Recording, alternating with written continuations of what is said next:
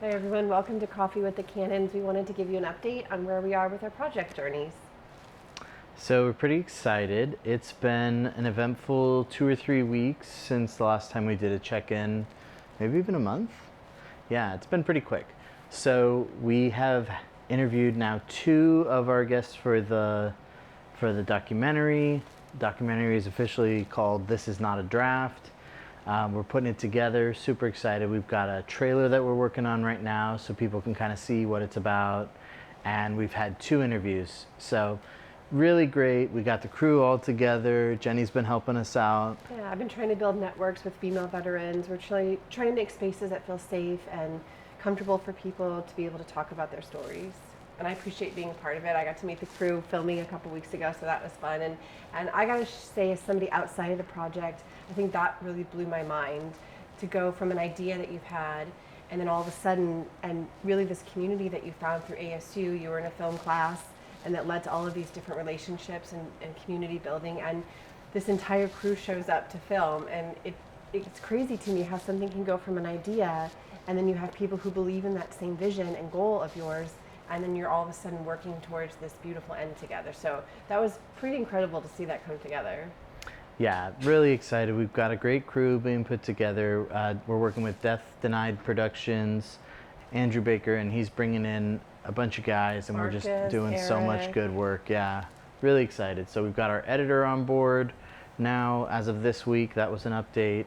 So we're going to start cutting things together and getting the project going. And you've been working on your storyboard, which was another tool that I wasn't aware of. You want to talk a little bit about that's new for me as somebody not in the film industry. Yeah, so we're using Milanote, which is a really cool program, basically Kanban style, but comes with so many pre-filled things and just gives you a lot of templates and places to go. You can color coordinate. We're using like the 8 steps of a story, so using that to build the structure of the documentary, and just really excited about it. I'm not as far along, but that's okay. I've been able to participate in your, and so I feel like some of these are, intertwined journeys, right? And they inform each other. So I've been a little bit busy helping to support Jack. So the ways that I've been approaching the writing process, so I'm a big journaler. Although we decided I don't really journal, we used a different name, curator. I curate content. Yeah, I feel like you collect and curate concepts and ideas. Yeah, I collect. Yeah, I like that. I collect ideas. So you know how some people collect, I guess, rocks or stamps. Or you're right. I collect ideas. That's a cool way of looking at it. So I do a lot of journaling. This is one of, I don't know, 10. So many journals. You can see they're full, and usually they're wet. They've usually taken some kind of water damage. This was a really special one. So right after our son had died, the military actually had encouraged us to start, because it was not a natural death. We had a lot of police involved and a lot of courts, and so we had, I don't know what that was called, but one of your sergeants started some kind of activity log. They had a daily log. They had to have a log. Of all our movements, of everything. So anyway, I just sort of continued on with that in various capacities. But so this is the first, I think, 2 years after our son passed. You printed it and got it bound for me. And so I've just been spending some time trying to remember who that Jenny was, because I'm trying to be true to her voice and true to her story. And parts of me don't remember who she was. I remember obviously parts of our story, but I don't exactly remember who she was. And I think that's an interesting part too about writing a story, right? Because A, none of us are reliable narrators. And two, this idea that I've been focused on, this continuity of future self. So this is Jenny of 24 writing about a story from 14, and I'm trying to figure out whose voice I'm. So I guess I'm just getting to know her again, and so that's been, I'm trying to use the right word. Difficult isn't the right word. It's challenging to revisit the things that she had to go through. And so it's just taking me a little bit longer, but I think it's important to re-immerse myself in that world, because I'm trying to be authentic to what we're trying to say. So that's where I am. I probably though need to look up, I hadn't thought about, I'm sure there's writing templates, I guess, for how to tell stories. So I should look into that. If you all know of any of that, one of the interviewees we had a couple weeks ago is a writer, and she's much more perfecting in her craft. And so I realize that there's a lot of things I still need to learn, and so I'm open to that too. So So what I referenced was Dan Harmon's Steps of the Story, and so that's like an eight-step phase that your protagonist goes through. The hero's and journey? It's similar to the hero's journey. It branches out a little bit more than the hero's journey, but that's by Dan Harmon. You can look it up. It's pretty interesting. We're going to be adapting parts of it. I don't know how well it works for a documentary because we have multiple subjects, we have multiple protagonists, but I think it's a good place to start. Yeah, and actually really quickly, since this is just sort of a like data dump, right? We're vlogging. Is that what they call it? We're still vlogging? We're still vlogging. Like 2009 around here. Coffee with the cans. Bringing new people in, right? So it's not just a one-person show, right? And you have other people who have honed their craft in different parts of media and film production. And that brings another layer of intricacy and complexity to how you tell a story. And so something I've been hearing you'll meet with these other folks like, oh, we thought about this and we thought about that. And I think something that I've learned as a leader, right, is that you're always supposed to be open to new ideas. You're always supposed to be aware of what I don't even know what I don't know. But then when I hear you talk about some of the storylines that other people are exploring, I think those are good conversations, but they can also be scary because you're trying to make sure everybody who's in the documentary, the crew has a voice. But then I think you constantly have to ask, what's the goal? What's my goal? So I feel like you and I have got to have some good chats about, why you wouldn't want to include, we talked a little bit about like, should we interview folks who had been drafted? And we worked through like, yeah, that is a cool story angle, but it's not this story. So I like that part of this journey too, like figuring out, I think you constantly have to reimagine your why to make sure you stay on target with your storytelling. Yeah, it's one of those things where, June 14th, Congress put up a bill talking about the draft and ways to automate registration, which, so they're not saying the draft is here, but they are saying like, we're going to just make it automatic, right? And this is something that's in discussion. It hasn't passed yet. It's not real, but it's got the potential. And it was one of those things where it kind of just like stuck out to us. We'd been looking at This Is Not a Draft as the title, and at that point it just felt so like, oh, chills.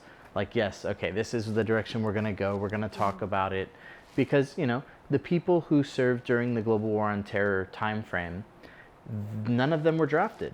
Everyone was volunteer. So we're gonna talk about the difference there, and even that has complexity because I think especially in Western cultures, we have a fierce sense of individualism and a fierce sense of autonomy.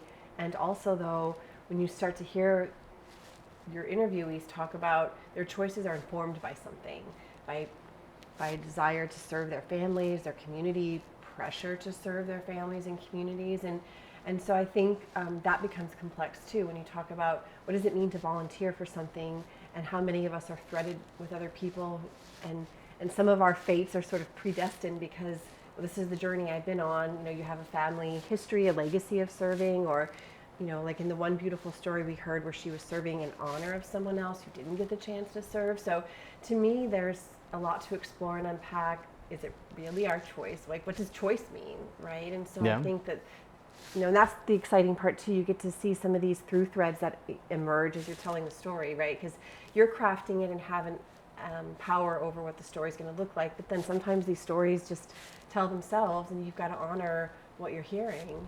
Absolutely, right? I come in with one vision and a thought process that I want to pursue. But as we start to meet these people, as we start to talk to them and get their stories, it's not exactly what we were expecting. And so it is very interesting to see how that road goes and how we can navigate it. So I think going forward, so I don't think I've been a great thought partner to you. I'm a little bit distracting to him at night.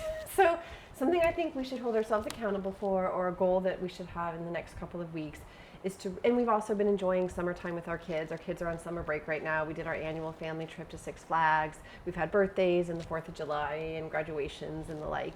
So enjoying family time. But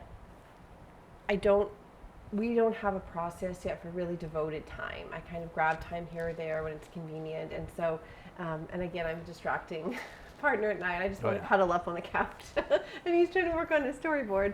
So I do think that that's something that we can explore that might help us, where I'm going to do this for an hour or 2 hours and I'm not going to be interrupted. So I think that's a call to action for myself at least. Yeah, and I mean, I think, I've been trying to do my storyboarding, but I think I've been distracting you also.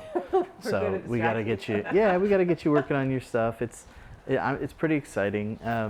I did want to kind of follow up on something that you said earlier. She was talking about the log and what this came from. And I just want to really highlight that I was in the Army Reserves when all of this went down. And my unit just went above and beyond. So they talk about this log. Well, why was there a log?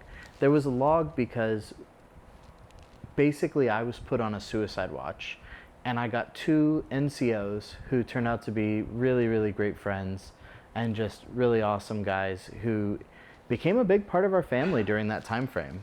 So Kyle Horner and Jay, like you guys, Jonathan Moreno, we call him Jay, really appreciate the work that they did. Like they were on us. I mean, like we had a guard essentially just door, being yeah. around outside our door, helping us out, smoothing over all the problems that existed. And I just want to say like that was something that didn't have to be done. Right. And they did it. And it wasn't convenient for either of them. They didn't live anywhere near us. And it's so funny you bring that up. I had forgotten some of the details. They were jump starting our car. They bought a new car seat for Lilo. They were getting the house ready. We had DCS inspections because of the nature of Ian's death. They were finding pediatricians for Lilo. They were, putting up new doors for the kids and safety measures. They were helping us file Childproof the house. orders of protection. They were going to court with us. So I had forgotten the level of care they had given us besides the suicide watch stuff. Yeah, they were officially assigned to us, but that watch didn't stop when that time ran out. I mean, those guys were still coming around helping us out and being a part of our families, and just like that was a huge deal. So thank you both very much. And that's an example of something that I want like our veteran community to see and to do and to feel inspired to do. It's one of the things we're sitting here talking about, because that's a moment where everything went right?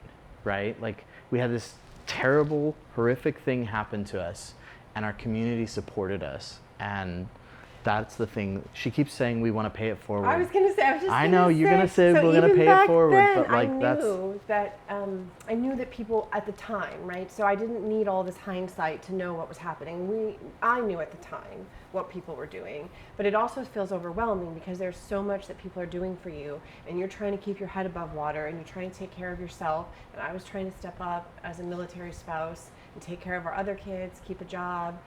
And I know that I couldn't do it all on my own. And so, and obviously you can't do the same things. That's not paying it forward, right? Is about like, okay, we're well enough now.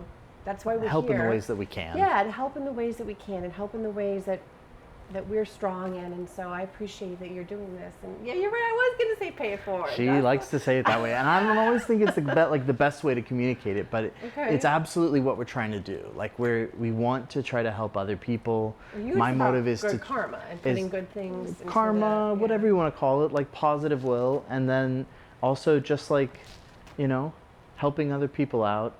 If we can tell people's story, which is the whole point of my endeavor, right? Which is this is not a draft. The whole point is to tell the people's story. Tell what people who were serving during that time went through. What was their motivation? What was the cost? And then what's the reward? How has their life changed? Like last week or 2 weeks ago, Jack allowed me to do one of the interviews. It was a female soldier and Marine, and I was also friends with her, so we thought that would be appropriate for me to conduct the interview. And Jack and I he had prepared the questions ahead of time, and I had looked at him, and I'm decent at this. There's a lot of things I do at ASU surrounding intentional interviewing, motivational interviewing, appreciative inquiry, so I'm comfortable with question asking, and I'm pretty good too at adapting. So someone will respond in a certain way, and then the next question doesn't flow right, so you have to change. So I think I was doing well at that, but at the end, we were getting ready to wrap up, and Cheryl's daughter was standing behind us, and it occurred to me to ask the question, which I think is another gift we're trying to give for those folks that are actually being interviewed for the documentary. What is the legacy you want your daughter to hear about you? She's standing right here watching you be interviewed. And so just making sure that people feel like they're being seen and heard in a way that that gets their families to know about them too, maybe in ways they hadn't been able to before. So I just think there's a lot of beauty in what you're doing, and I hope that it's a beautiful ripple effect, all of this. I really hope so. I mean, we want it to be a gift to the community. We want it to be a gift to the people who are interviewed and their families. Yeah, exactly. Because, you know, that's the one thing I always kind of mention. My grandfather was in World War II and did a lot of good things, right? Like a lot of other people did. And I didn't take that time to ask him his story. So I don't know what his story was. And I'm fortunate I've got other family members who spent a little more time asking those questions, so we'll be able to look at that and find out. But, you know, I think this is a great way to deliver it, right? Record it, put it on audio and video so that people can look at it and it can live past them. Yeah, so whether 1 million people see it, 10,000, or just the family members, I think in that sense you've served your goal, and I think that's beautiful. So. Absolutely. All right. Thanks so much for watching Coffee with the Cannons. We'll be back with more in a couple of weeks. We like to do these, you know, a couple weeks apart, so we like have to updates. have done something to tell you. We'd like to have done something. What's sure. coming up next? Like next, I'm going to be going to DC, do a little location scouting for when we go out there. Excited to talk to some veterans in DC and take a look at the National Mall, all of that kind of stuff. So fun. I've been working on quirky AI images for my book cover, but I'll start writing. So. You know, that's one of those things where it's like, look, if you're a creator, if you're somebody who's in these spaces, don't be afraid of AI. Like, she's using Dolly, I'm using Midjourney. We're using it. For me, I'm using it for what's called previs, which helps me like visualize the scenes that I want to create. I'm using it for procrastinating, so. She uses it to generate images to convey points that she's Yeah. trying to accomplish, and uses it for work a lot. So Right. AI is, you know, don't be afraid of it. There's a lot of cool tools out there. Make sure to, you know, make your job easier, make it better, and yeah, it's good stuff. All right, but I mean, we'll see you in a couple weeks. Thanks for tuning in. Yep, take care. Bye.